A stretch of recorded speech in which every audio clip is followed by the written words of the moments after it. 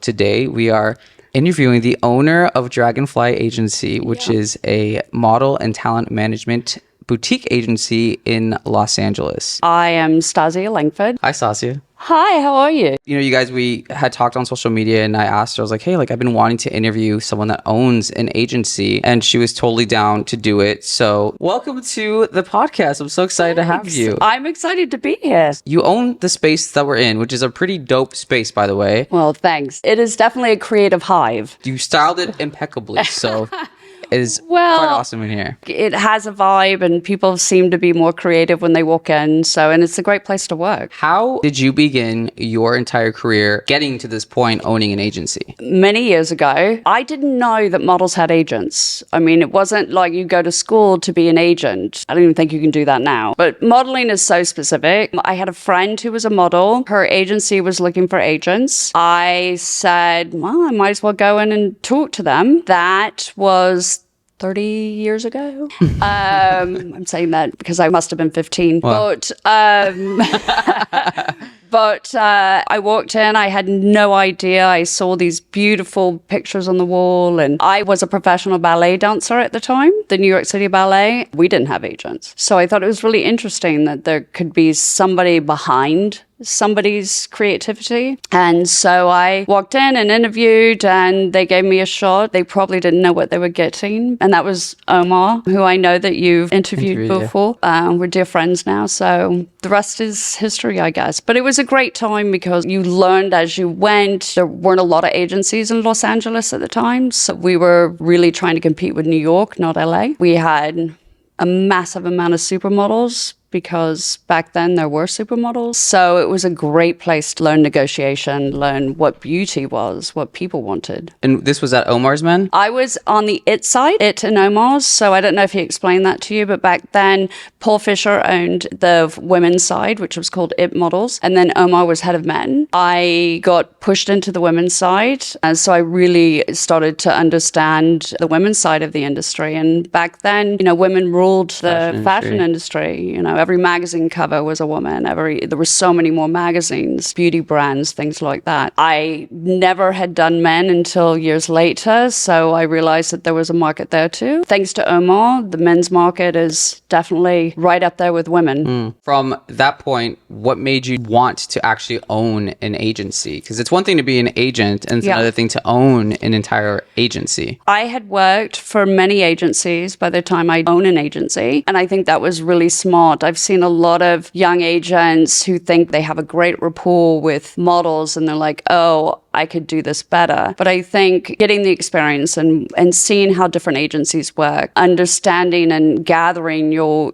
clients, having relationships with the people that cast, the people that book, and becoming friends with them, it made it a lot easier for me to make that transition. I had been a director of two large agencies, and so I kind of understood more of the business aspect of it, because agenting is one thing, but when you understand the mechanics of how an agency actually profits, I think that was a really good experience for me to do. So does that mean that when you thought about opening up Dragonfly, that was like, oh, this is not only something that I'm passionate about doing because I love working with talent, but also because this is a profitable business? What was kind of what convinced you? I don't think anyone that's smart, that starts a small business, goes into it and says, I can make millions. I think you have to have the passion for it first. My whole career primarily was in Los Angeles, and then I decided to move to Dallas, of all places, to raise my two kids. But I'd never lived in Texas before. Irony, I was born in Houston on a layover, but I grew up in England. On a layover? Yeah,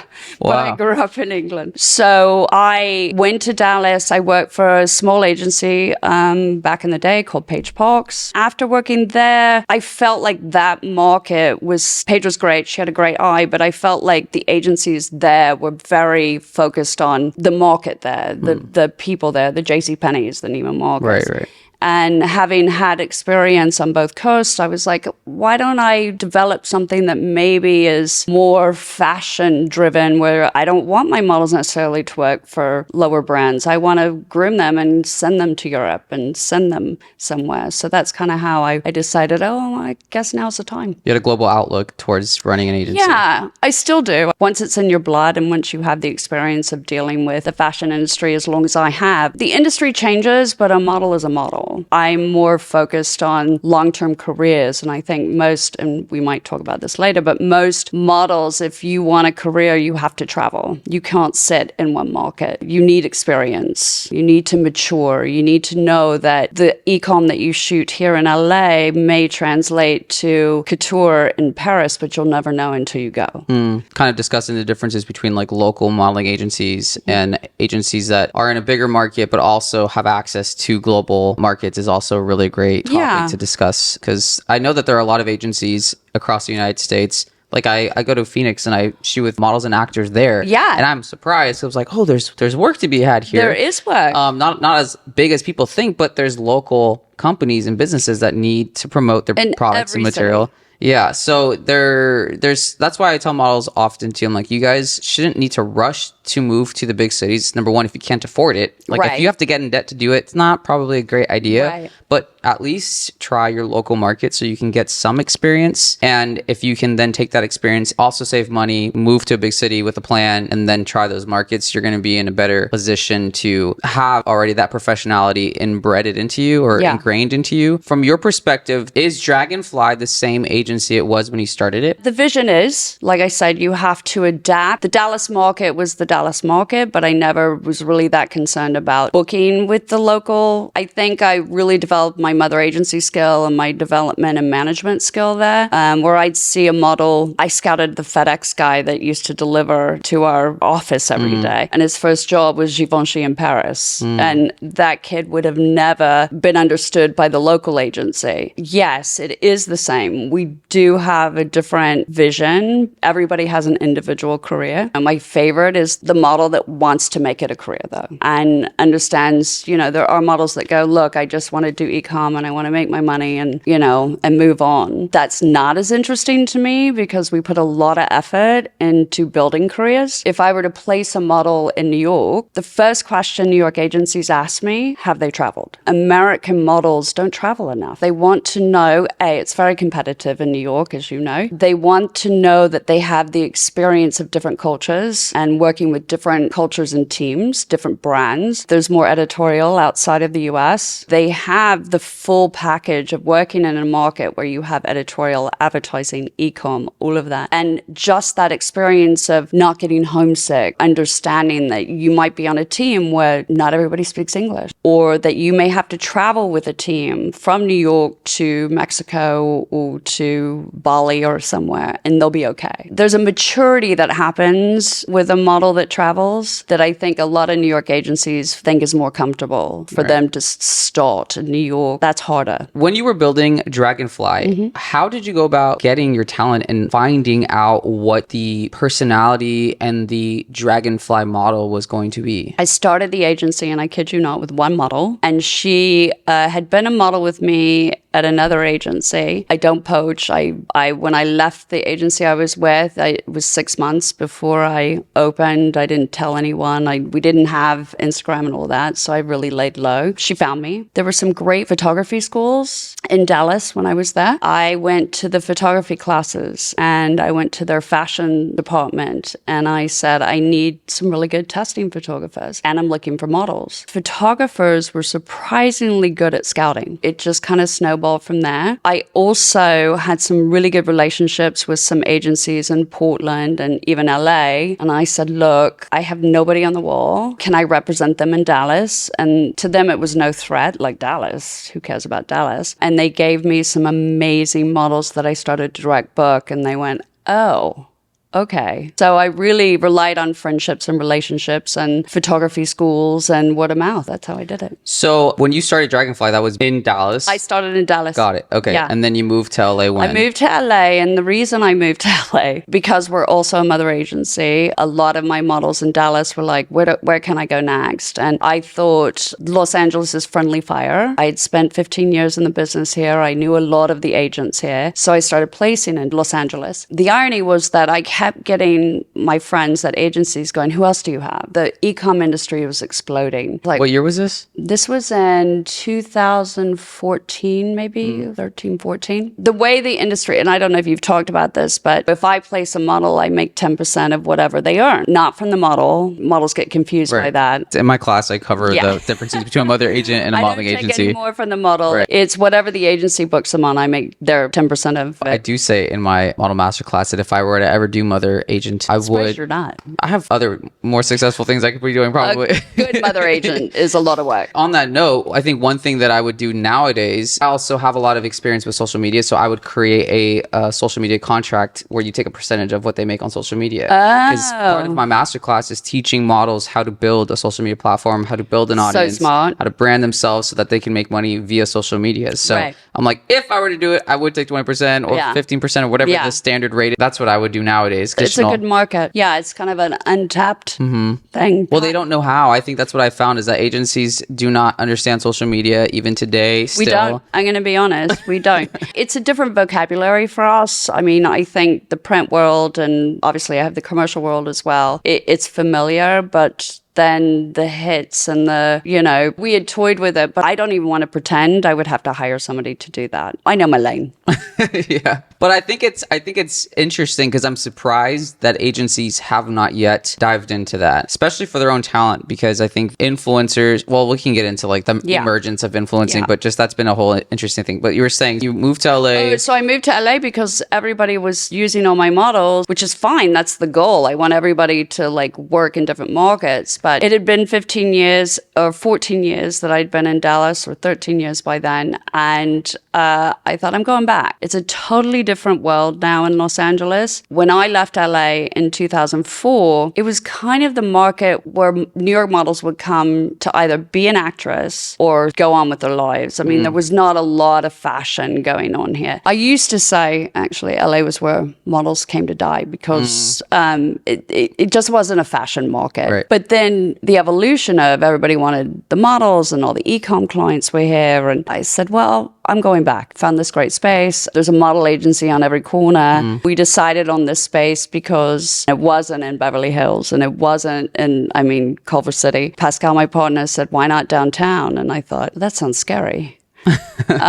Especially then, because then was different than now. He goes, not downtown, Arts District. Right, and I said, okay. And we found this space. And I was like, cool, let's do it. I guess it's not like the old days where models were in every day. Everything is by appointment. But they'll get used to coming downtown. And then miraculously, there's probably 1,000 e-com clients within 3 miles of where we are because all the warehouses are down here and all of that. I came and I opened 8 years ago, and it was hard. People knew me from my time in LA. They knew the Dragonfly agency from Dallas and had a really solid name for finding really good models. But Dragonfly LA, they were like, where are you? And another agency. So you have to start over. Right. And now let's talk about how this is a boutique agency. You know, a lot of my models who watch this, they don't really know the difference and understand like, what's the difference between Wilhelmina, Next Models, IMG, and what a boutique agency is. And there's this misconception that if you get signed to a boutique agency that you're not going to make as much money. You're not a real model. That you're not a real model. Yeah. So what is your take on that? I've worked at very large agencies. I have been the director of very large agencies. Care to name them or no? Next. LA Models. They all are great. I learned so much from all of them. And I learned that the most disappointing thing for an agent, or for me personally, was a model would come in to the agency and I didn't know who the hell she was. And I would have to look at the board because A, I didn't see her enough, or B, I wasn't responsible for booking her. Agencies have different systems. Sometimes agents have a pool of models that they're responsible for, and those are the ones that they manage. And then sometimes agencies divide it by client. So if Target calls, that goes to the booker or the agent that does Target. And so I just didn't like feeling stupid and not knowing who everybody was. As far as the name over the door, it's not as common now as it used to be, because I think years ago, the model's mother, father, aunt, or uncle, everybody knew the names. Ford, Wilhelmina, Elite, IMG. There was some status to that. But what I found is that, especially this new generation, they seem a little more like, I want somebody that takes care of me. I want to know who my agent is. I want to know that when I walk in, they're happy to see me. I get asked this question a lot when a new model comes over, if they're brand new or if they're coming over from another agency, from a Wilhelmina and IMG. They always ask me, they say, well, what clients do you work with? I work with them all. Every agency, if they're worth their weight, has all the clients. It's more about who I can get you in front of, and do I have a relationship to get you to where you want to go. Working with clients is easy. It's figuring out where that model needs to be and how to brand and market you, the model, rather than worrying about, but do you work with Gucci? Do you work with, back in the day it was all about VS, right? It was all Victoria's Secret. Right. I only want to do that. Is that the right plan for you? If I'm a big agency and that's where I see you at VS, sure, but you can make so much more money getting there. You can make so much more money spinning off of those brands. It's more the smaller agency, we have more time. We have less models to worry about. So for me, I've had people go, do you want to expand? Do you want to go to New York? I love this. I know every story of every single model on my board, and that makes me happy. So what does the relationship look like between agency and brands, and how does that influence the amount of work that it helps get you your talent? I used to say that there are some agents that, fizzle out and get burned out and they go on to different things, or they go on to be clients. They go on to work for casting. They go on to, work for designers. I also understand that big casting offices, 90% of every New York Fashion Week and a lot of Europe is done out of New York. I have known these people for a very long time, and they trust me because I know what they're looking for. They can be honest with me. I'm a small agency. There was a client that said to me, and they cast a lot of New York Fashion Week and a lot of the big designers in Milan, and they said, you're the only small agency that we come to because we know that you'll have what we're looking for. Because they think of all the agencies they have to do reach outs to, hundreds. Right. They're not going to do that because I listen to the client. I always tell my agents, stop selling, start listening, because you're supposed to make the casting director, the designer, the client look good and make their job easy. Stop going, I've got a great girl for you just because you want to get a girl in front of somebody. It's listen to the client because they want to hear that you understand what they need. I may have the most beautiful girl, but they're not right for Gucci. And I think listening is important. And having the relationship, knowing them for years. And if you don't, I get it in front of them. Everybody's on the internet. Everybody's, emails. You can't really know somebody when you're always just emailing them. Right. I think that's something that Omar was talking about too when it comes to today's agents, where, a big part of what you guys' experience was building the fashion world back then was connecting with people, going to parties, interacting, making face. You have to. And nowadays, is it the same? Do you have the ability to be in front of, these creative directors at big brands or just people within these big brands? Do you have that ability, or is it harder, do you think, to make relationships with your brands? It's harder because there's not as much opportunity. You have to make the opportunity. I think COVID didn't help. Everybody's kind of comfy at home and you can entertain yourself with the phone. And I have kids aged 19 to 25, my own, and I'm always amazed. I'm like, go out,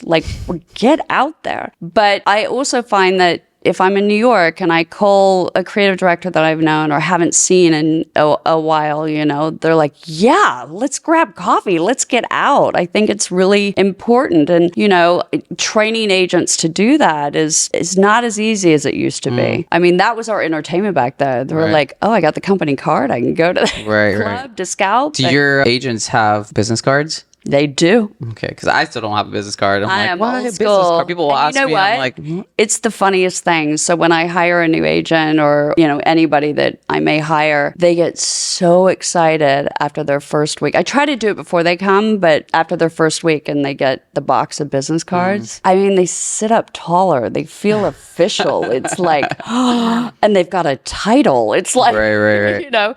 It's sweet. And also in Europe, 100% you have to have a business card. It's maybe old and fuddy-duddy, but I like it. No, I mean, it's just like the print versus digital. Print's always going to have a feeling towards people because having a hard copy of something is going to feel different than just something Now you're digital. going to make me sad. I remember the day. Which is crazy because I was on the last wave in college. I was a part of the journalism class where we were literally transitioning from print to digital. Yeah. So I was literally in between that era. I remember I was, as a photographer, wanting to get published. I'm like, oh, that was so cool. And then like to see it in person, which I did. But then editorials went to online and everything became online. I was like, okay, I don't know what the point of this is anymore. But I wanted to ask too, when it comes to a boutique agency versus your traditional agencies, Right, good. Do you feel like there is a difference when it comes to the look of a model when they're signed with traditional agencies versus boutique agencies, or do you think that they're the same? And do you find scouting is this like you look for a specific look versus like how is a boutique model look like, specifically Dragonfly, compared to other agencies? No, I think it depends on the brand. Like, I realize that, say, you get to an IMG or a Wilhelmina, it depends on the market and the brand of the market. So when you have networks like Wilhelmina LA has different types of models, some similar than Wilhelmina New York. I've heard multiple descriptions of what we look for. I have a very traditional eye of, I like something unique, obviously the symmetry, something different. Somebody once told me the best way to scout a model is if you see them and you walk away and you can't remember what they look like, that's not a model to you. You have to remember that face, and it can haunt you sometimes. I like a little funky. I want to remember you. It has to be memorable, and I know that sounds cliche, but it definitely has to be memorable to me. My partner always says I like an alien face. Androgyny is very important to me, and both men and women. I look for a very specific, memorable face.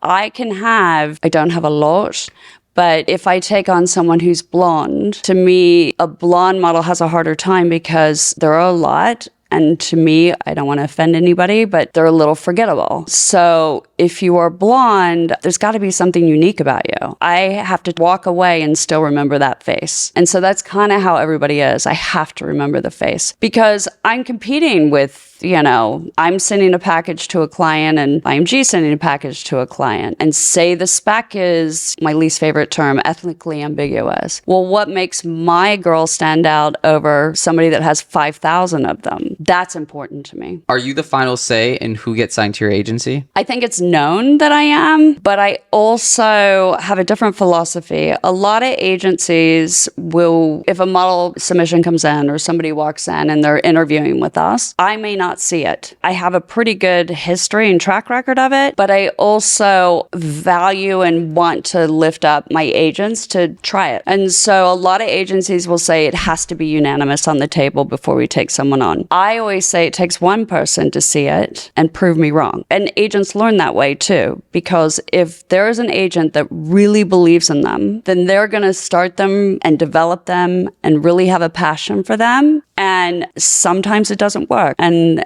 I can't say I told you so. Well, I might think it. But they learn. Yeah. And they know, like, okay, I thought this was going to work, but after the first 3 tests, it's not working, or they're not getting the reaction that we thought they would. What usually determines when a model is working out and when it's not working out? Oh, what determines it? That's interesting. I have had models where I've developed for almost 2 years and they don't get a job. And I know no model wants to hear that because everyone thinks they're going to make money. I think, and not if they're watching my content. I think also because of you, and I'm sure you've talked about this, we don't make money until you do. So that's a lot of effort. It's not like an acting agency where you go, okay, go do your class, get your headshots, you pay for all of that stuff, and then very quickly we see if you're getting auditions. It takes a lot of time. Some people hit right away, usually off of digitals. I know you talk about that. Which is always frustrating and amazing at the same time. If you're starting to get a reaction, if a client goes, I see it, or they're not right for this, you see like an interest, but they're not quite there. I will say when I see that photographers are wanting to shoot them, when I see that clients are kind of interested, at that point, as much testing as we can do, that's when I send them to another market. I have some favorite markets. I love Mexico City, so that they can get some more professional work, because it'll work faster for them there, and then bring them back in. I don't know if I answered your question, but I think that it is a feeling. I rely heavily on photographers. If they're always asking for the same model to shoot, but clients aren't getting it, it might be the wrong market for them. So specifically, would you say though that has to do with their portfolio, their images? Like that's what's the determining factor that's not registering? And also like when you are submitting them, I have this concept. I like data. I love data, right? I get an answer and a response on how something is working based off of data. Sure. So from the perspective of analyzing data, submitting a model to different clients, who bites? What does it mean when a client bites? And in terms of data, is that like the same concept as someone clicked on an ad or someone liked the photo? Do we know it? Yes. Most booking systems can tell when a client has clicked on a specific model and how many times they click. Wow. Did not know that. Yeah. Okay. Yeah. I don't like to tell that because clients are going to be like, damn, I've got it. That's good though. It's good for models to know that, especially when you're deciding to invest in working with a photographer that's building a portfolio, because just like Airbnb and like any type of app, with that first image is what's the deciding factor on when someone clicks on your listing. It's a big deal. Well, I will tell you, I always tell any photographer shooting any of my models, especially in development, I was like, give me the front of the card shot. And it's really, I mean, I could have a whole lecture on that because young models and new models never know what to do with their hands. So I get a lot of that, a lot of the hands and the face. And I know that first shot is what I'm going to use on the website or on their portfolio. But if there's a hand and it's this close, it's not interesting. Any of my models, I mean, I got a few because I was screwed for pictures, but this is your moneymaker. Right. So get comfortable with that. That's a pet peeve, but it is their portfolio. It is their digitals. 100% their digitals. You know, I was in Milan recently and I was talking to a very big agency there, and he said to me, he goes, I don't know why we do books anymore. All the clients just want to see digitals. He goes, so I said, fuck it. And he put digitals on the card. He goes, for show week. Nice. I said, okay, I get it. But it is because we don't have in-person castings as much anymore. And a lot of clients go, okay, I want to know what they look like right now. And you have to be comfortable doing that. We call our models in at least every 2 months, if not every month. Anytime they come in here, I'm like, digitals. And they know now, digital wear. Do not come in your holy t-shirt and your baggy jeans because we're going to do it. And then 2 minutes later, I get a client going, I need digitals. I'm like, great, I got them. Right. Taken today. It is the book also is what people want to look at when clients for a specific brand, you know, want to see if it's a smiley brand or a lifestyle brand or whatever the brand is, that the book represents that. Represents their brand. But I find new models don't know how to move very well. And that's another reason I send them away, because then they're in an environment where it is just modeling. When you say send them away, you mean send them to another market. Yeah. I send them away. Go away. To another market, because then whatever market I send them to, their sole job is modeling while they're there. There's no distraction. And they are going to castings and they are working with models from all over the world. They are learning and they come back a much better mover rather than just sitting in their loft in downtown LA. I do find though that when I started out as a photographer testing with agents, I didn't understand what I was doing as a photographer. All I knew is I'm doing what I think is fashion. And you know, I think most photographers, especially the ones that test for free, when you're new, you think that you're doing fashion so that you can get jobs, right? And kind of what's changed with what I specifically do is that I literally build modeling portfolios structured for a model that's geared for practical brands. Like if you're not a fashion model, there's no point in shooting you with a fashion concept. We're going to do more commercial lifestyle. If you're fashion, we're going to shoot you more that direction. And I think what I bring to the table, and I'm not like even trying to put myself out there, because also I have my own clients, which is kind of like really awesome now, where it's like I don't have to depend on anybody. Like the general public comes and books me for stuff. But if I were to work with agencies, the benefit is like, I know how to build your models. I know how to develop them, and I know what market's right for them. And not a lot of photographers know how to do that because they're just photographers.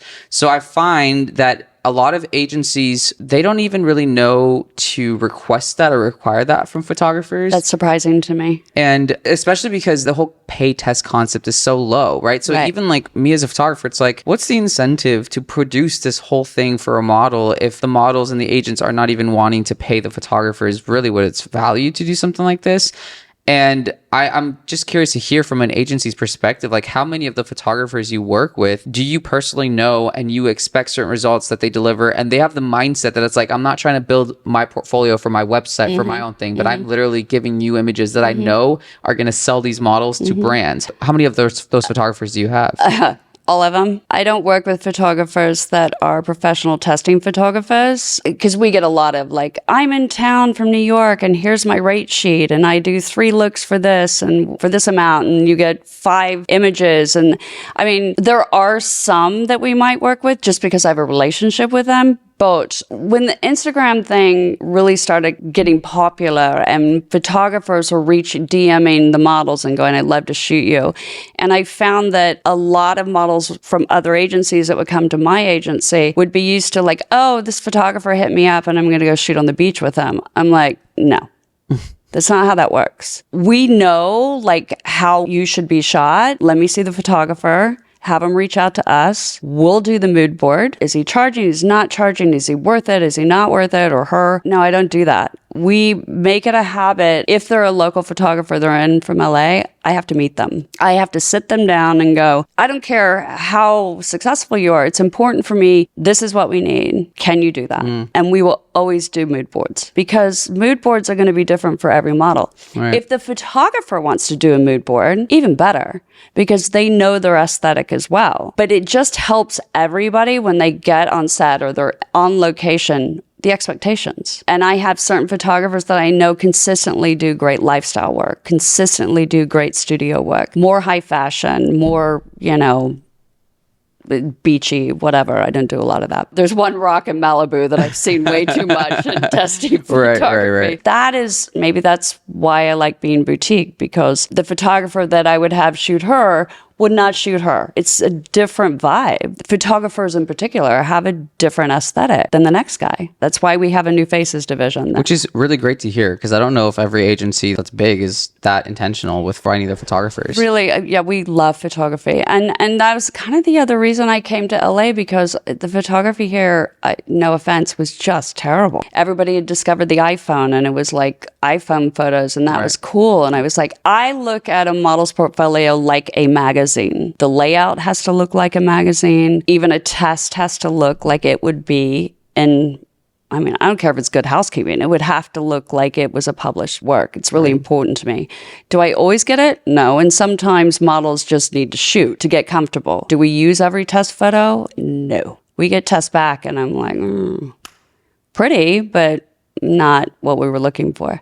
Now, that begs the question, too, because I often tell models, like, you should test frequently so that you can be building... Like, the way that I see it, again, coming back to the data, is, like, having fresh content to send your agents so that they can send out to their clients is going to be just practical. Because, if your agency is sending your book out to clients, they're all seeing the same page every month. And if 100%. It's not being updated, then obviously they're going to already have seen your picture before and they're going to skip you. I get bored of looking at the same front image. I get bored and I'm constantly asked my agents to reorganize it. And there's a skill to organizing a book, even online. Say I have a consistent client, I don't know, Black Halo's a client that's down the street. So that's what I was thinking. She's like, oh, I need who's in town, this height, this whatever. And I send her the same silly package with the same images every month. Who's going to open that? Who's going to be interested? I could send her the same girl every month that she never bites on. But the minute I put a different photo on the front, why haven't you sent me this girl before? I'm like, I did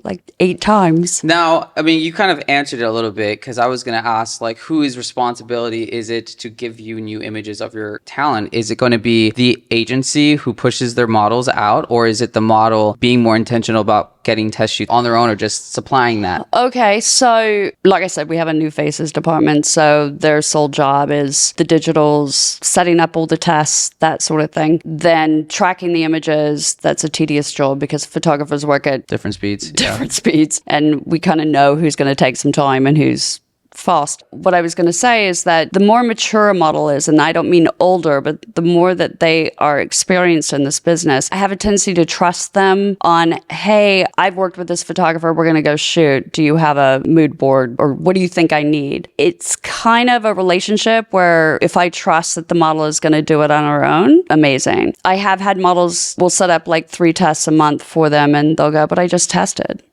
I'm like, you're going to test for the rest of your life. You are, because if I just have the same 10 images in your book, you're never going to work. You evolve, you mature. The brands change. I'm very conscientious of any of our tests. We're shooting a lot more winter clothes and coats and things like that because I know that's what's happening right now. That's actually smart. But another thing I was thinking about is that being said, with models either setting up their own test shoots or just being like a partner in providing, proactive in providing content. How much control do you think a model has with the trajectory of their career being signed to an agency? Just generally speaking, and I mean this like everything. If I'm a model and I haven't done a test in a while, my agency kind of dropped the ball and I'm not hearing from them, I would be like, hey guys, I want to set up a test shoot. 100%. Or just what is the relationship that a model should have with an agency? Okay, it's a double-edged sword because don't think that we're not thinking about you. I mean, I can only speak for my agency. We are thinking about you. If we haven't heard from you, please don't call us every week or checking in. I've had models do that. Just checking in.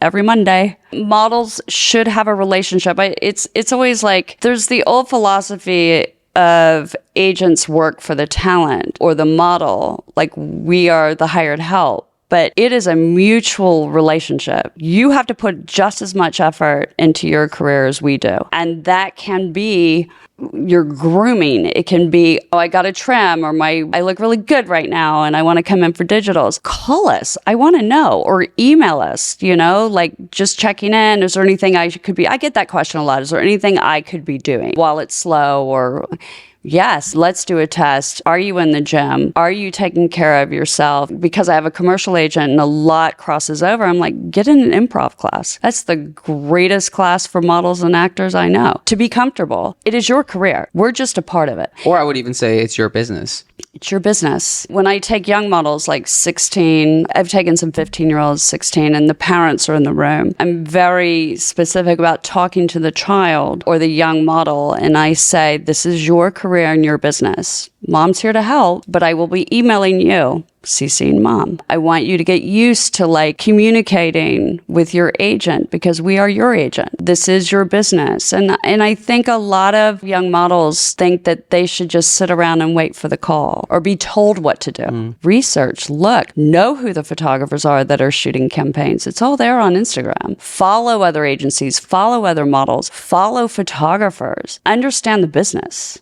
It's really important. You got to care. It just doesn't walk through the door for you. You have to care. So beyond sending you new images to add to their portfolio, what other things could a model do to be intentional about getting work when they're signed to an agency? Especially those who are sitting around, because I have a lot of model friends I've been sitting around and I haven't got booked for anything, and they don't know what to do. So what beyond just testing for their portfolio, is social media a big factor in something that they could be doing? Is it helpful to send you hey, I have content on social media? Do you ever send out any of your models' social media pieces to clients to get another perspective of your talent?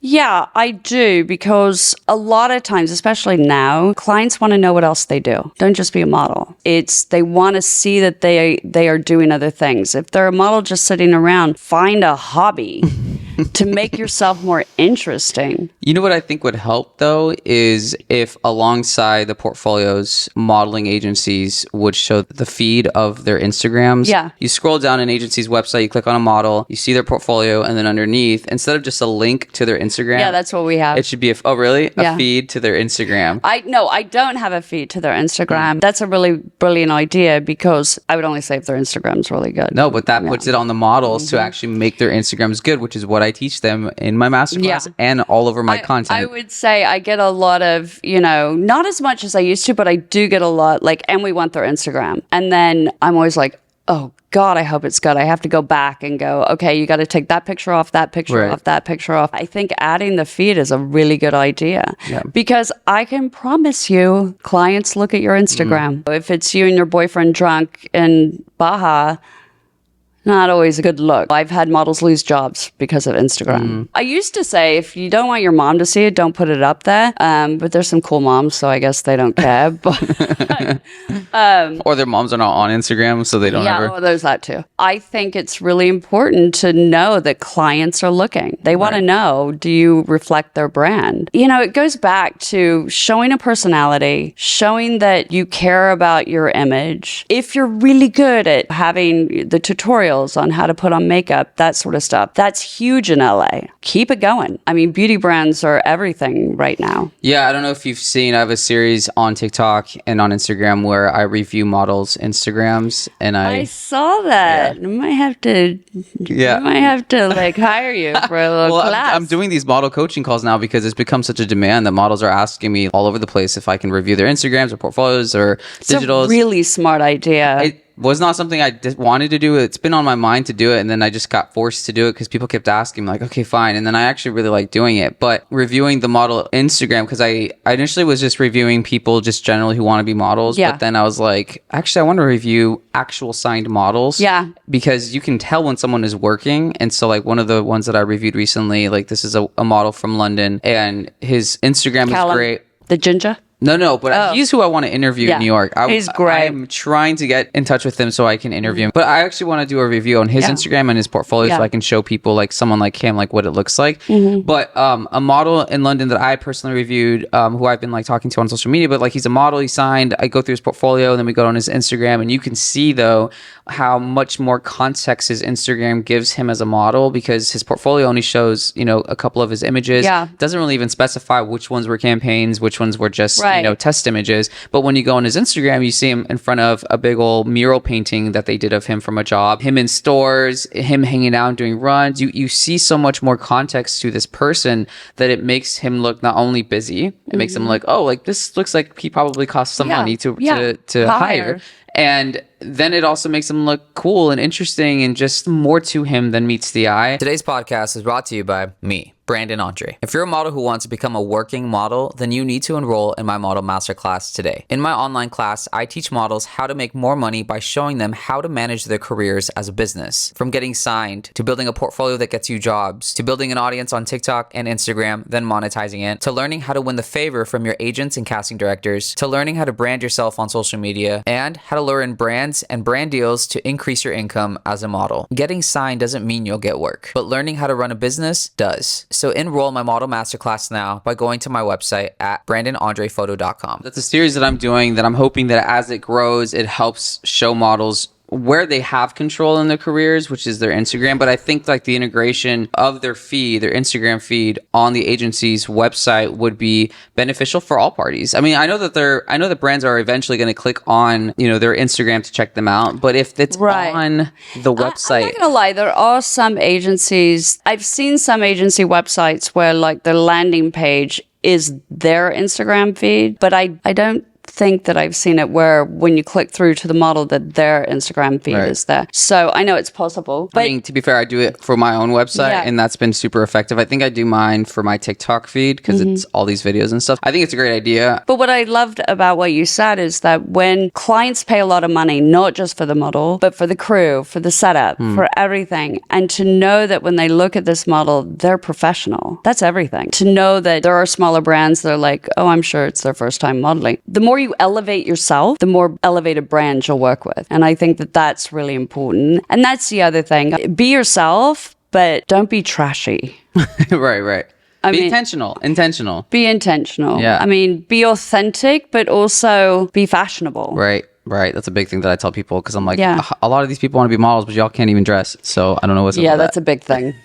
That's a big thing. But I wanted to ask too, when you find talent and just in your observation, how much of a difference does personality make when you're deciding to sign a model to your agency? It's the thing that tips the scales. When you decide to sign somebody, Mm-hmm. what percentage of it is their look and what percentage of it is their personality, and what do the scales look like? I think I'll rephrase it. If I had 5 people on the sofa and they all could be models, I'm going to pick the one that can speak, can carry on a conversation. Or if there's 2 models and one is stunningly beautiful and like, wow, and the other one is, there's something there, but I don't know what it is, but has an amazing presence, I'll go with that one over the sure thing of just the beauty. Because I think there's 1,000 beautiful faces, but there's only one authentic person in the room, and that's more interesting. And clients feel it. You know, as an agent, you want, the best thing is a client that just repeat books the same model because they loved having them on set, Right. and they will always book that model. And especially a model that's just starting and has a client every week. That's amazing. That's money and that's work and experience. And over the years, I'm not going to lie, I've had some models that work or lovely, but their personality is meh. Do they get repeat booked? Maybe. But the person with the personality gets repeat booked. And I think young models don't understand. When you go on a shoot, it's not just the brand you're shooting for. You have to realize that photographer shoots for 100 brands. That photographer shoots editorial. That photographer could be shooting the next campaign. They just might be shooting, you know, I don't know, Walmart today. But they also are going to be shooting a major magazine or a campaign. Well, I don't think they're shooting Walmart, but you know what I mean. So the impression you have on set, you do not know who's on set that could change your life. And it happens all the time. And I would say 75% of the people deciding on who's going to be doing the campaign, besides the designer, is the photographer. They have a vision and they can say, oh, I shot them for Tommy Hilfiger last year and they're amazing. I would love to shoot with them again for Balenciaga. Right. I think models, especially young models, have this idea that they are the most important person on set, and they're not. They're one part of it. Everybody thinks they're important. Right. The makeup artist, the art director, the photographer, the client, they all have a role. You're just one part of it. So Dragonfly is not just like specifically focused on models, but Right. you also have a division commercial actors. Yes. So can you explain how that came about and what the differences are? When I started the agency in Dallas, we didn't have a commercial department because it's not really a commercial business there or theatrical. When we came here, we realized because our systems of booking here in Los Angeles, we have a thing called Casting Network, which is a database of everything casting on the commercial world. And a lot of that commercial world ties into print. So for example, if you're doing a Target commercial, there's a Target print aspect to it. As a business owner, it made sense because we were in Los Angeles that there's so much theatrical commercial work here. We became SAG signatory because it's very regulated here. It's very expensive to open up a commercial division because you have to be bonded and approved by the state. And the idea initially was, okay, for the Target commercials and the Target print stuff, the models will do it. But when I hired an agent who was a commercial agent, they're like, no, you got to have actors too, because you got to have the guy that there's character actors that are part of 100 other types of commercials. It was a business decision. It's also, I will say, and I sort of laugh, there are models that should be talking and some who are just pretty and not comfortable Right. doing dialogue. There's not a lot of dialogue in commercials that much. Models are used to looking at the camera, right? That is their focus. In commercials, you're not looking at the camera ever. You're not breaking the fourth wall. So it is a skill that they have to have where they know that I'm just having a dialogue or I'm acting silly in an Apple commercial. I have to be chatting with my friends. Some models that get it, that are like, cool, I have a huge personality. I'm going to do that side of it. And it's fun. It works out. I mean, it's really very LA specific. Right. I mean, especially for this market, I always encourage models in LA, like, you should do acting as well. Like, you know, expand what your opportunities are. It only is going to help you. But that's something that I do encourage models to do. I think it has a stigma of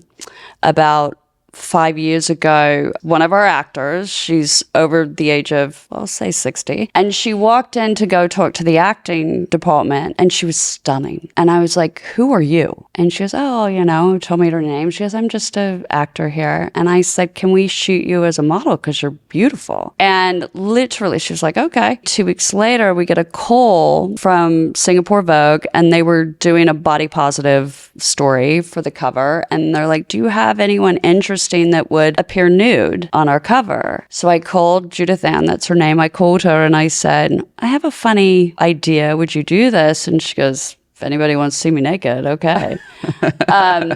So it was her and 3 girls, and they were all, you couldn't really see a lot, but you could inside because it's Singapore, so they didn't care. It wouldn't happen here. And she started having a great career as a model, cosmetics, hair. Wow, that's something to be proud of. Yeah. We need to be proud of that. That's inspiring for a lot of younger people. She is like, and so I thought, well, I'm kind of noticing that there's a push for older women and even men. So I really got interested in that aspect of it. I've pulled male models out of retirement. I've pulled female models out of retirement. The world is so big right now. So on that note, how many models and actors do you represent? We have about 100 men and women, and actors we have about 250. Obviously, they cross over. A boutique agency usually represents about... I would say no more than 150, 200. I mean, it sounds like a lot, but not everybody's here. A lot of my models, because I'm a big fan of go be a model and your career has to go outside of Los Angeles. Right. So I have models based in London and Paris, and our big male model, he went to Milan for shows and never left. He's been in Paris now for 2 years. And so they're not always here. I, maybe have half that here. And then comparing that to a traditionally large agency, what's the difference we're talking about? I mean, a large agency depends on the division. They have a lot of divisions, but I would say in their straight fashion division. Or just total, like with all the divisions included? 400 plus.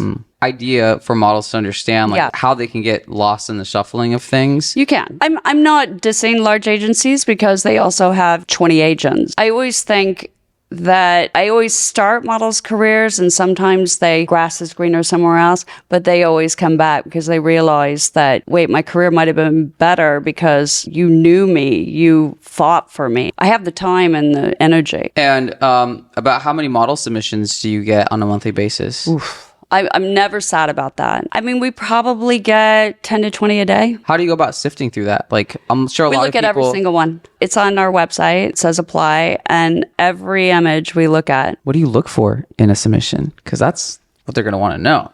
How can I get signed? Tell us the secrets.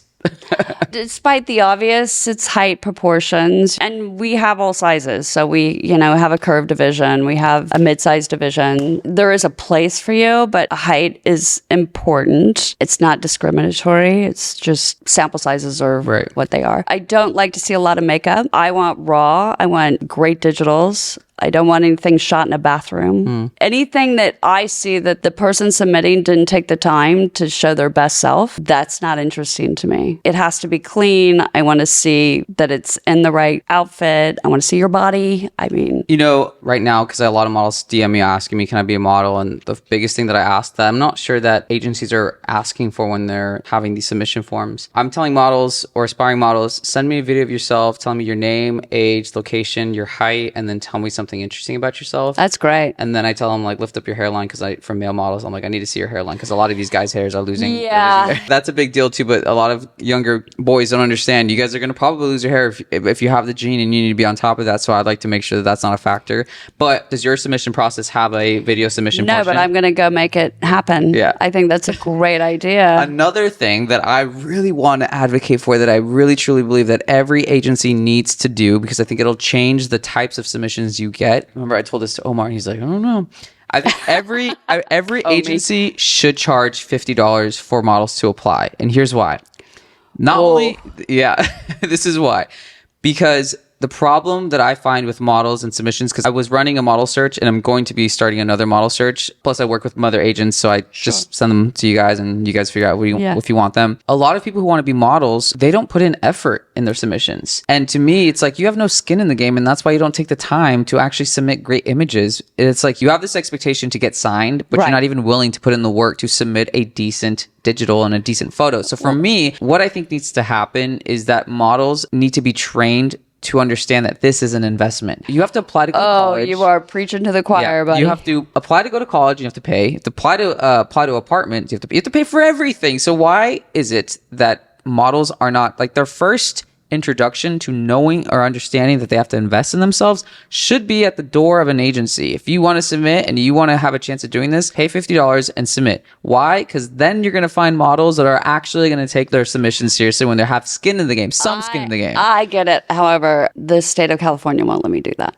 Oh, it's a law here. If you're an agency, we're not a school. And because our contracts are dictated by the state of California. Anybody getting a contract from an agency has to ask if this is a state-sanctioned contract. Contracts are a whole other thing, and I could talk about that forever. But I agree. So when I look at images and I see they didn't care, then I'm not going to care. If you don't actually do the research to know, we were very specific. We want these types of images, and I get dirty bathroom mirror with the iPhone. Those are my favorite. Or they send me too much, like I didn't need to see all of that kind of thing. Clean. You're a paper doll. But on the investment, that's really something. And I hope the models that come to you and talk to you and ask you, nothing's for free. There isn't an investment. Actors have to take classes. The college thing. The testing thing, I get a lot. Well, I'm not going to pay for a test. I'm like, okay. I'm not making money off of it. I'm happy to find a photographer to collaborate with you, but at some point, you're going to get what you pay for, and that is an investment. I'm not a big fan of like the $1,500 package. I don't want anything like that. But you have to work and invest. You have to invest in a good haircut. You have to invest in good skincare. Your hair color. Fashion. Your oh, please, God, please. Thrifting's great. Right. So it's buying and returning. Yeah. Yeah, I don't know what you're talking about. But even if you just have, I mean, my models always laugh. I got my digital outfit on. Great. You know, I don't care if you wear that until you're blue in the face, but it works right now. But even if you have your own style, make sure that it's clean, steamed, not dirty or holey. Look classy, because that leaves more of an impression. And then the hair in the shower and that kind of stuff. Right. And men are ugh. But so you're saying, though, that California, there's a law that an agency cannot charge for submissions? I believe so. It would delegitimize what an agency is versus what a school is. I know that models.com, I believe... The pay-to-play situation. I think you have to pay to play. Don't From what I've heard, you have to have an agent that pays it for you. For that part, yes. Like, we pay for that. We subscribe to models.com. But I think there's a back end to models.com, and I'm not an expert on this, where you can just join models.com and have your images up there. And I think that's for like agencies to scout you. But I'm not entirely... I mean, it used to be Model Mayhem and... Oh my gosh, I remember that. That ages me, I feel like. Yeah. Model Mayhem. Like, wow. But no, yeah, I think I'm going to look into that, because I really truly think that that'll change the next generation of models, because they're going to take it seriously if they know that. I mean, $50 is not even a lot of money, but it's at least an indication that, hey, you have some skin in the game, so you're not just going to be submitting lame pictures, and you're going to actually go seeking a photographer to take your digitals and get some development. And so I don't know, that's an idea. Not because you're out at the club and someone said you're cute, you should apply. The 2 a.m. submissions, I'm always laughing at. Oh my gosh, that's so funny. I'm like, really? Which of your models is the top performing model, and like, what does that top performing model look like in an agency? Yeah, there's different levels of top performing. Who is the most successful? I have a couple. I have Noah. We found him at a restaurant in Glendale. Sweetest kid ever. Saw something in him, and I don't think he really thought about modeling. And then I sent him after a year. He was finishing college. I was like, go to Milan. And I'll tell you what makes him a successful model. He took it very seriously. Once he understood and I think every model should do this, he knew who the photographers were, stylists were, like who are the right stylists he should be shooting with. On every project, who was the ad agency, the casting person, he really studied that and took it very seriously. And he understands it's a business. And so his image was very important. And he started to understand that to better his image with better clients, clients, he had to work with better photographers, better teams, better brands. He's doing very well. And then we have a curve model that we found at Trader Joe's. Trader Joe's is really good, by the way. I found 2 models at Trader Joe's, and she's in London right now. I adore her because when we found her and she started modeling, she's one that got booked off of digital. Was her first job. And she also, it took her a long time. She wouldn't give up her shifts at Trader Joe's, even though she was doing jobs in Spain and Germany, and she was very practical. Right. And it was so charming. You know, she makes a ton of money now, so I think we've given up the Trader Joe's shifts now. You know, successful is also the models that work e-com all day long and just make the money or have national commercials running. And what does success look like to you? Is it in terms of how much money they're bringing to the agency, or how many brands and how they're distributed across, you know, different... I think success, because I know every model on this board and we have a career plan. The career plan is between us and the model. Like, the model has certain career plans and goals. One of the questions we ask models when considering taking them on, we always ask, what brands do you identify with? If I feel like their ideas are realistic, I see a model and I think, oh my God, she's perfect for Gap or Banana Republic or department stores or e-com. And then they say to me, I want to do Burberry, you know, a higher end brand. Then it's a thought process. It's like, can you do that brand when I see you just doing e-com? Yeah, maybe. The other thing I hate when they answer is they're like, oh, I don't know. You have to have an interest in fashion. I want them to know what fashion is on every level. What resources do you provide your models? Like any help or any additional stuff when they get signed and when they're in development mode, like classes or anything? We try and do a workshop every other month, depending on how many new models we've taken on, because we don't take a lot. I find that I always laugh. We send out a handbook on how to dress for a casting. We even break it down so much so as to a glossary of terms, what an avail is, what an option is, what a casting is, what's a fitting. It is a different vocabulary if you've never done it before, and I want them to be prepared when they go on set to know, like, oh, I'm here for a fitting. Seems like you would probably know what that is, but a lot of models don't. And so we give the handbook and they have to sign it and read it and understand everything. I know they've never read it, and so we decided to bring them in. We have a model that gives posing classes because posing is really important. And I don't mean the Coco Rocha, like crazy stuff. I mean, what is the difference between posing for an editorial or read what a photographer wants. And if you're on set, there's photographers that give directions and are very particular about placement and things like that. There are photographers that just click, and then you have to learn what to do. So we do that runway as well, the accounting class. Which is good. Models need to know how to manage their finances. I'm a firm believer in, I think the best models keep track of things. They understand that their check is, I mean, we normally 1099, most jobs are 1099. A lot of models don't even know what that means. So at the end of the year, they have to know about taxes, deductions, expenses, how long it takes for certain clients to pay. I'm pretty upfront. I know some clients are pretty quick. Most are not. We don't make money until we get paid. So it can be 60, 90 days, which has always been the case in the 30 years I've done this, and it's still maddening. I always find the bigger the client, the longer it takes to pay, just because it's a huge corporation and they have a huge accounts receivable, accounts payable. It's just the nature of the beast. How to understand what you got paid for. Accounting is really important.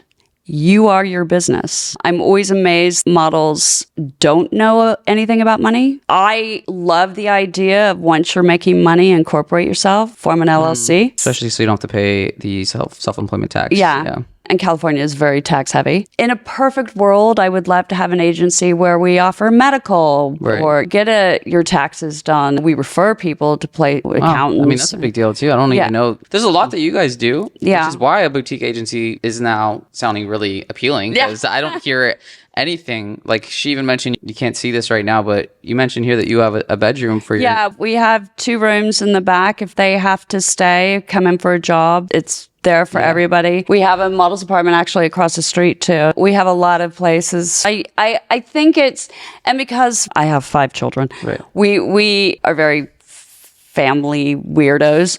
That I'll talk to a parent in Oklahoma who's like sending their 16, 17-year-old daughter here. I mean, they're going to be fine because we take care of them. We explain in the workshop, we explain what placement is, what you do when you go to Milan, how that works, how you have to talk to another agency, and that agency is your agent, and it's going to be fine. It's like being here.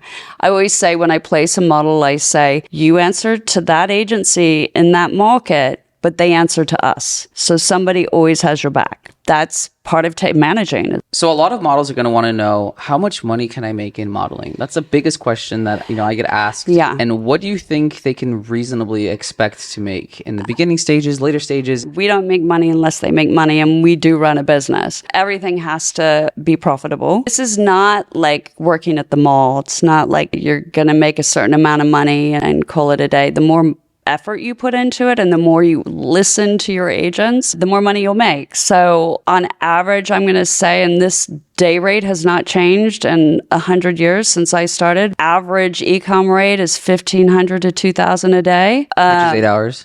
For 8 hours. Sounds great, but you could have one a month, you could have 10 a month. That's really up to you. But I'm going to say, if you come in and you do not have a book and you have never done this before, you're going to put the work in and you're not going to make any money the first year. You may cover your costs. It's so rare that somebody comes in and starts making money right away. It happens, and I want you to work every job. This is the other thing. I have models that have never modeled before, have no pictures in their book, but they will turn down $600, $1,000 a day for one job, their first job. I'm a firm believer in work begets work, and it's practice to be on set, and you never know who you're going to meet. I'm not proposing you for $600 jobs. I'm not going to spend that $240 that I'll make on much. You are getting paid to learn, and you don't know who you're going to meet. So be open and listen to your agent. And when your agent says, I don't care if you do it or not, but it's good practice, do it. What else are you going to do? You're going to be sitting, scrolling on your phone or working at Starbucks? Go, get experience. Everything is an opportunity, especially when you're new. I think that models can make as much money. I mean, I've had models that have made $1 million in a year and 30,000. It really depends on how much they want it. Go after it. Listen to your agent. So obviously modeling is profitable, right? And what does that say about agencies? Are agencies today still profitable? With the competition? The competition with all these different kinds of divisions and like focuses, niches. Yes, agencies are very profitable. Don't let anyone tell you otherwise, or there wouldn't be so many. There was a trend a while ago where a lot of European agencies were buying up small agencies in the US because in Europe, they know how profitable they can be. An agency, if you run it like a business, I prefer to run pretty lean. I don't need 8 bookers, agents on my table. And you can manage everybody properly. You can make money. And we do. I've been doing it a long time. Some years are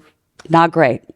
You have to think of it like a business, and you have to look at your board and keep evolving it and changing it. And if you've got a model that the clients aren't excited about and it's been a while, I don't want to hold on to anybody. There might be another market or agency that's better for them, that has a different eye. Everybody has a different perspective. Break even is a great thing for a small business, but the goal is obviously to make more. What are some reasons why modeling agencies will let go of their talent? A lot of times it's because we feel like they don't care as much as we do. I'm chasing them to answer a text, to answer an email, to get to a client on time. It's amazing to me. You wanted to get an agency and then you act like you don't care. So attitude is probably my number one reason when I drop a model. You can kind of smell if they want it. The other reason is things are trend driven, and sometimes when you brought them on, that was what clients were looking for. But as it goes on, their look is not what's exciting clients anymore. So that's sometimes a reason. I have been known to keep models on too long sometimes just because I want them to succeed, but they're just not getting the interest. Then I have to think to myself, okay, is it something that we're doing? Are we not testing them right? Are we not submitting to the right clients for them? And sometimes it just doesn't work. But I would say a lot of times it's attitude, for me anyway. My agents get very frustrated chasing models. How can a model tell when their agent is a good agent and when their agent is not a great agent? Because not every agency is going to have good agents. Right. So how can a model identify that? And specifically, when they feel like, I don't feel like I'm being represented right, when is it time for me to leave, and how do I go about that? If you're afraid of your agent, that's not a good agent. If you're intimidated by your agent, or you don't feel comfortable calling them, emailing them, talking to them honestly, then you're not at the right place. You shouldn't be afraid to talk to your business partner, and we're your business partner. And it happens a lot with bigger agencies. And I realize there's so many agents that you may have a relationship with one agent, but not with the others. And I get that. But I find you need to be comfortable walking in. You need to have that feeling. We all know that feeling of you walk in a room and maybe nobody looks up to see you. Nobody cares. You want to feel wanted. And if you don't have that feeling, that's not the right agency for you. If you don't feel comfortable communicating with your agent, you also, on the flip side, you have to have a tough skin because your agent should be honest with you. Kind, but honest. We're not telling you anything. A relationship with your agent it's two-way, obviously. You need to feel wanted and comfortable and able to communicate with your agent. I find especially young agents are sometimes uncomfortable telling models the hard truth. Like something as simple as your skin's not looking great. Something silly like your hair color is not right. Or let's come up with cutting your hair. Or are you okay? You're looking tired. Or is everything okay in your life? You may have to hear that your measurements have changed. That's always a sensitive spot. It can be that a lot of the communication we're giving you or a lot of the information we're giving you, it's not criticism, it's we care and we want you to work. And it's also business, because what I tell models too, it's like you're a product, so you have to separate yourself as a product from yourself being personal. I would agree. I walk a fine line with all of that because I'm not here to be mean, but we all are here to make money. At the end of the day, the model chose to be a model. I didn't force anyone to be a model. You chose this as your career. And so part of your career is you are selling a brand and you are a product to sell things. So you have to be the best you. That's just the business. Still be you, but you have a job to do. So how does a model go about leaving? You know, let's say they're in a situation where like, I don't feel comfortable with my agent, but I'm also scared to tell them that I'm unhappy. And like, especially because it's like, well, when do I know when to leave? Because is it the agency's fault if it's been a year and I haven't had any work, but they're sending me test shoots? Like, when is it a good time to like figure out whether or not you move on? The thing is if you've gotten to a year and you haven't had the conversation before, that's just as much on you as it is on the agency. If you are not communicating with your agent, you're like, hey, I feel like I should be doing more. What can I do to do more? Also, models don't understand we have trade secret. I can give you a list of everybody I've submitted you to. If they're like, you're not submitting me, I can pull a whole roster of everybody I've submitted to you over the last year. So I want to know that you're unhappy before you're unhappy. But I'm going to promise you, I probably feel it too. It's not working. It's not working. Let's try something else. Let's try something else. The minute you're starting, a model is starting to feel this may not be working, have a conversation with your agency. Express your concerns because the agent may not even know, may go, look, we just got the new images. Right. We're trying it again. I would say as long as you're in communication, after a year, you should know if it's working. If they have like a 2-year exclusive, which most models do, how do you get out of that? I'm in the middle of something like that, not with me, but good questions though, right? I mean, this is for a model that wants to come to you. Let's just put it that way. Okay, that's different.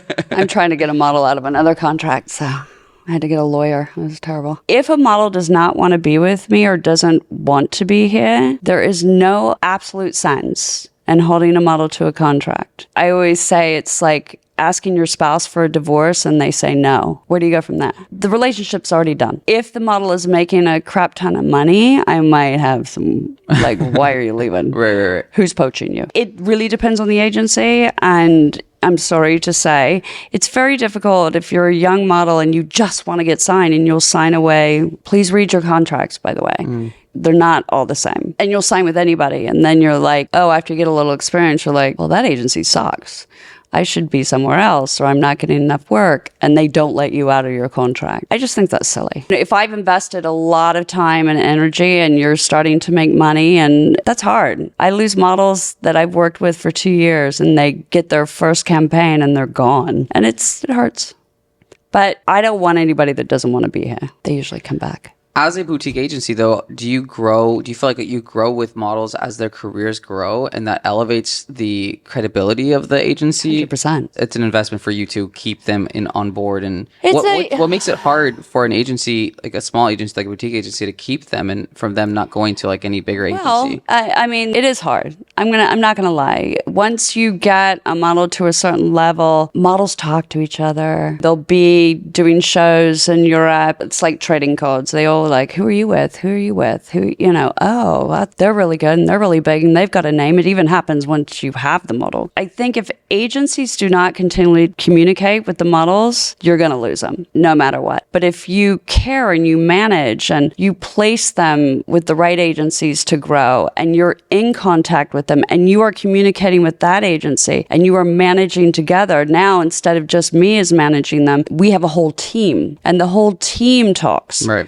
You're their point person. You'll be their north, hence the mother agency thing. Now, as a mother agency, do you ever sign people, especially in the LA market, that's not with your agency? You as a mother agent will sign a model in LA, but they don't necessarily have to be with Dragonfly. They can be with any agency in LA, or do they exclusively will be with Dragonfly? No, if I send them in LA, they're with us in LA. I thought you meant, do I take models from other agencies? 100%. Society or somebody in New York will want to place a model with me in LA, and they're the mother agent, and I take that model. Got it. I mean, I have some models that I'm not mother agent on because I got them from other agencies. Do agencies have favorite models? Like a parent, no, we love all our children. That's not true. They say the ones that give them the hardest time is always the favorite one. Did you hear that? Have you heard that expression? I have. I will say there are some models that we just adore because of their personality and because they're just good to be around and they consistently treat it like they want it. Those are my favorites. I'm not going to not submit other people, but if I know that the person is consistently professional and fun to be around and just makes us look good, yeah, I do have a few. Now, do your models ever compete with each other? Like when you submit them, are they ever each other's competition within an agency? Always. Yes and no. I mean, we're getting a little more specific with brands. Like I need, this type of model and this measurement, blonde or black, whatever. And yes, they are. But I think the advantage of being in a smaller agency is they all know each other. They see each other at the same castings. They work together on jobs. So they're friends. I know that sounds cheesy, but they really are. They don't compete against each other. It is true. You're competing against yourself. I think that's actually the cool thing about modeling. It's not like there's 5 blondes in the room and they're only going to pick one. They're going to pick you because your look is what they're looking for. I always tell models, I didn't get that job or I really wanted that job. I'm like, when it's your job, you'll get it. When it's your job, you will get it because you represent the brand so well. What should models prepare? How can models prepare for an interview with a modeling agency? This is really good because the way it works for us is if somebody submits or we see somebody, we have an appointment coming in, the model comes in, they fill out whatever they fill out. And then I always take digitals on every model that comes in because I've seen what they submitted. And then I just want a proper digital just for reference because then I can see the right light, their clean face, I can see. And then we bring them back in. One of my agents or 2 agents will talk to them and they'll want to know the personality. They want to know. So here's what it is. If they do not know how to do a job interview, we're screwed. So if they don't know how to communicate with somebody that they're talking to, if my agent goes, and it's always a generic thing. So tell me about yourself. What do you like to do? What do you do? How did you get into modeling? Why do you want to model? Those sorts of things. And it's, I don't know, or I just thought it would be fun, or somebody told me I should model. That tells me that you don't want to model. That tells me that you're not interested. You just thought it would be fun. This is not a hobby. This is a full-time job for all of us here and for everybody else. So I want to know, I think every model that wants to be a model should come in and tell me something interesting about yourself. I often ask, how do you relieve your stress? And it kind of opens up I do yoga, or I never really thought about that. If you have any weird hobbies, that's always fun. Funny story. Anything that is a dialogue is really important. But if I have to keep asking, what do you do on the weekends? Hang out with my friends. Okay. So do I, but I'm not a model. So yeah, it is a job interview. You want the job, then you should know about our agency before you walk in. You should know what type of models we have. You should know brands. You should know some fashion. I don't care if you've never seen Gucci, but you should know what is involved in fashion. Right. Yeah, it doesn't take a lot. I'm always amazed that the communication aspect isn't there. And that makes the difference. I'll have agents come back and go, we weren't really sure about her. God, that personality was amazing. And I really see something in her. That'll win me over. Whereas if we weren't really sure, but then they were met personality, then it's a no. So I'm going to give you a scenario. Okay. You have a model who is going viral on social media for something negative and they are being canceled. How do you react to it as an agency? It's a conversation. It's hey, whatever you put on social media matters. It represents the agency, it represents yourself, and is that how you want to present yourself to clients? I get a lot of pushback on it. Well, that's just me, or that's not fair. Or, no. It is your business. It is important. I do ask them to take it down, and there's a lot of stuff I have to ask them to take down.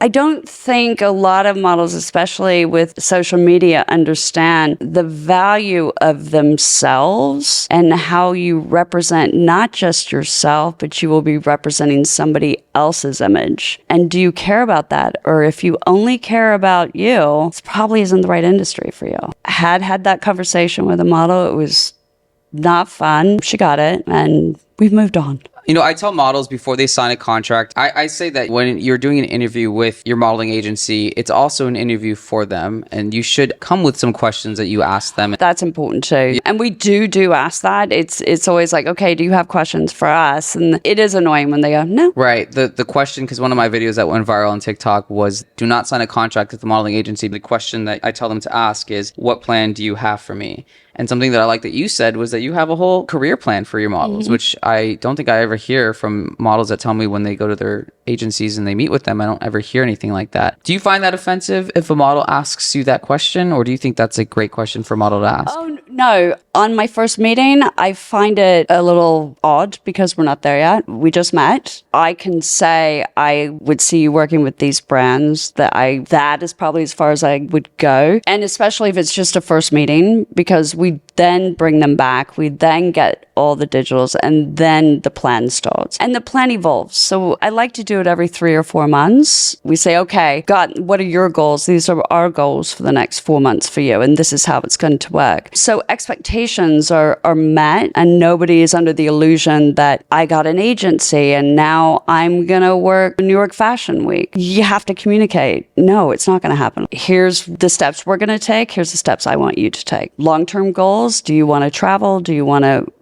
It goes back to what brands do you like? How do you identify? So goals are really important, but there are goals too, and their goals. So, and the model will ask me on that meeting. I get that question. So what do you see for me? I've already figured it out. Yeah. But that's like basically when you're a couple of meetings in, not necessarily on the first. No. Right. Which makes sense because it's basically like saying, so you want to get married and have kids on the first date? Yeah, right. I'm like, oh, whoa. Yeah. What is your perspective on these new apps that are basically cutting out agencies and brands are able to directly book with models? How do you feel about models who are signed with exclusive contracts to their agencies, who are doing new book on the side when they're not getting jobs? What is your reaction to that? Don't get an agency if that's what you're going to do. A lot of the clients that go on New Book are cutting corners. So they're getting the models for cheap. I get it. It's their side hustle, but you're devaluing your brand. If a brand is getting you through New Book, then you're working for a lower rate. You're not being taken as seriously. That's more an Instagram thing, the Insta model philosophy. And it's fine. But there's nothing worse than an agency working with a client that also books another model through New Book. This happened actually. I had a model on set for a brand, and she made a considerable amount of money, and I got the call sheet. One of my models was on the call sheet that I didn't book. So I called her and she goes, oh, they reached out to me on New Book. And I was like, you're working for half the rate that the model that we booked is working for. And she goes, oh, can you just put me through the agency? And I was like, no, sorry. It's frustrating. A serious model has a serious team behind them. But if in the meantime you're getting your work through New Book and you're not signed, go for it. That's experience. Do you think that the apps will ever cut out agencies? No. Those apps have been around a lot longer than a lot of people think. No, I don't think so. Brands, they would have to have a full-time casting team going through New Book to try and find what they could find by just reaching out to even a few agencies. It's in reverse. You get what you pay for. So the better the model, the faster they are, the more the images are going to look better. It's just major brands only pick so many agencies to work with because they don't have time. I can't imagine a major brand having a whole division or a back room with 3 kids going through New Book, going through images that aren't professional. Is it a deal breaker if any of your talent is on or caught on New Book? It's a conversation. We say it in our contract that anytime somebody reaches out to you, you refer them to the agency, and it's really a protection thing. We know what model releases look like. We know how to protect your image. We know how to get the best rate for you. And usage, which is a big deal. Usage is a very big deal. The minute you think, oh, I got this brand and it's great, and then they throw a model release in front of you and you don't know what you're signing, it can be really scary because you just don't know that your image can be used for anything, not just that brand, because you might have signed away anything. In our workshop, we do discuss like why you have an agent, and it is for your protection, to guide your career, guide your image, to assist you with that. So if you want that and you want to be able to grow your career, then that's why you have an agent. If you want to do it on your own, that's cool too, and it could work. Then you're your own agent, and you have to understand contracts, negotiation, taxes, all the things. That being said, how often do you sign non-exclusive contracts? A non-exclusive meaning they can get work with you and they can get work in the same market from another person or themselves? Never. It's too confusing. You don't want I'm pitching you to Gap and somebody else is pitching you to Gap, then the client is like, who do I book? You never want the client to get in between agencies. They hate that. You can't, it's impossible. You can have a print agent in Los Angeles and a separate commercial agent. You don't have to be with my commercial department. It's a different medium. Right. Yeah. Because I've heard of models being signed non-exclusively in LA, but they get their own jobs, and then the agency that they have a non-exclusive with gets some jobs, but it frees them up for them to be able to get their own jobs and all that. No, we would never do that. So there's never a context in which that's beneficial Never. Right. Yeah. I'll ask you this just to wrap up the interview. What is your overall vision for Dragonfly, and what do you envision it becoming in the next 10 years with everything that's changing about fashion, social media, and the world? And I'll also add this. Do you want Dragonfly to stay a boutique agency, or do you ever see a scenario that it grows bigger than what it currently is? I think when I first started it, I thought that would be my goal, to just be in multiple cities and keep it the size it is, but expand it to multiple markets. It may still be that, but I am not that interested in losing sight of the people I represent. I want the agency to be known for 2 things. Models feel heard and developed, and their careers are managed. And I also want, on the flip side, that clients, brands, designers will call me because they consistently get what they're looking for. It's about relationships, and I don't want to get to a point where I don't know who I'm talking to. I do like the idea of expanding, maybe with a few more models, maybe a few more agents, but I never want to lose that feeling of a model walks in, I don't know her name or what her career path is. I just think in the future, if we grow in size, not too big, but just be consistently good on both sides, one with the models and the other one with the clients. With the changing of medium, I mean, commercials is the biggest expansion I have done. We have dabbled in TV film, but that's a whole nother arena with more specific agenting and specific talent.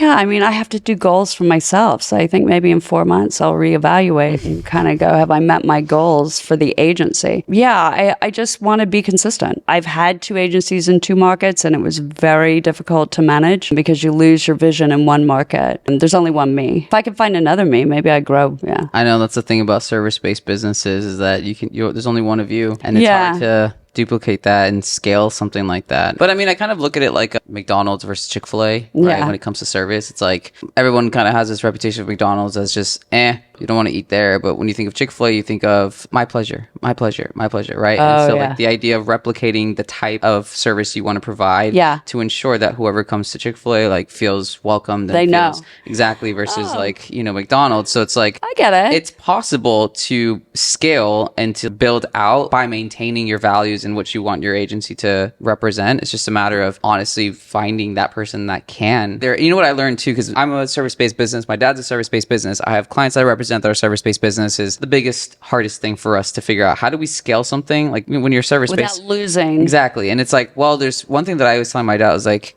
you know, the only way that you can do it is by number one, finding someone like you, or two, you being a good teacher. You have to be a great teacher in order to instill what you're good at, your strengths, to the next generation or someone that you're trying to bring on board to help you build what you have. So I do think that being a good teacher is a very critical skill in being able to grow. My partner and the love of my life, Pascal, I met him 8 years ago, and he definitely has the same vision and eye that I do. And for the first time after doing this for so long, having somebody that gets it and has the same values was really important. So it helped grow us here in LA. But I think we were talking earlier, finding agents I have hired from other agencies, but I find that when I start them from an intern to an assistant to have them grow in the agency, then they start to understand our values. They don't have any other noise. This is all they know. And so it creates good habits or habits that I like and I prefer. Teaching is really important. Which actually goes on to a last point I'll ask and we can close off is, how do you instill this next generation of agents? You know, the ones that are on social media, the ones that have a different consumption of media and understanding advertising differently. Like, what is your plan, or do you have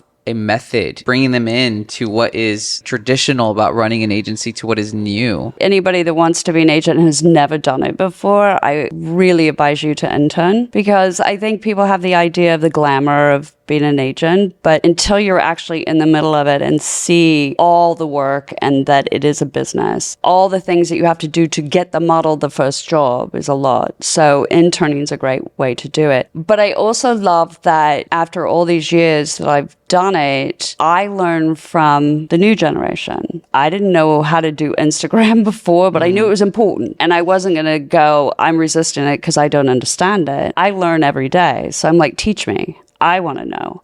What are you guys looking at? What are the brands and the fashion that you guys are interested in? Who do you follow? That really grounds me. So I think it's really important for the agents to have their own idea of fashion and learn also while understanding the history of it and understand what makes a supermodel and why these photographers, these big photographers that they've never heard of, are so influential. As an owner, if you don't listen to the next generation, then you might as well not be doing it anymore, because there's so many old people like me that have been doing it forever and you know, are stuck in their ways. And I just think the world is amazing. Well, the interesting thing is, like, what I've learned from you, Omar, and other people that I've spoken to, is like the value in the time that you've put into this is the relationships you've built.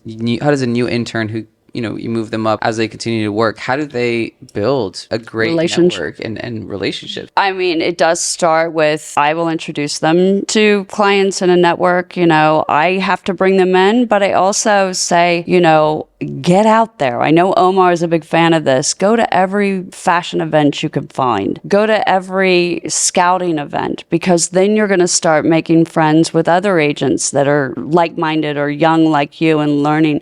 I have met some of my oldest friends at scouting conventions, and half of them are owners of agencies, directors of agencies, photographers, huge names. And we used to just go to all the clubs and the parties together. That's really important. I think agents don't study fashion as much as they should. No, you've got it at your fingertips. You've got the phone. Look at yourmodels.com. Look at all the industry things. But get out there. It's a big fashion world. It's so fun. I make my agents go meet clients because because I think that's really important rather than just the email thing. Right. So face-to-face is so much more important. Everything that you said today has been absolutely valuable information. I thank you so much so good. for your time here. I know it was a lot. I'm hoping for our relationship to grow now that we know each other as well. You had some amazing ideas. Now I've got to go back and there's so much more. There's so much more. You know, I'm part of this new generation, and I think it's cool for us to collaborate on ideas to move the needle forward. And like I said, I'm trying to be someone that benefits every party involved, models, agencies, and brands. I mean, you are a special, there's nobody like you that I know out there. Which is what is so fun. I'm going to make all my models watch because they will ask us questions that you've already answered. Or we assume they know, but they don't know. And I think that's really important to, it's like being a parent. The child's never going to listen to the mom. Right. But if somebody else said the exact same thing, it's more interesting. But anyway, thank you so much for coming on. God, I had it was so much so fun. great. Yes. Great. And, we have to do this again. I know. There's probably so much more we haven't covered. But all right, you guys. Thanks for listening to today's show. And don't forget to hit that follow button to be in the loop when a new episode drops. Be sure to check out my model masterclass by visiting my website, brandonandrephoto.com, or by clicking the link in my bio on Instagram @thebrandonandre.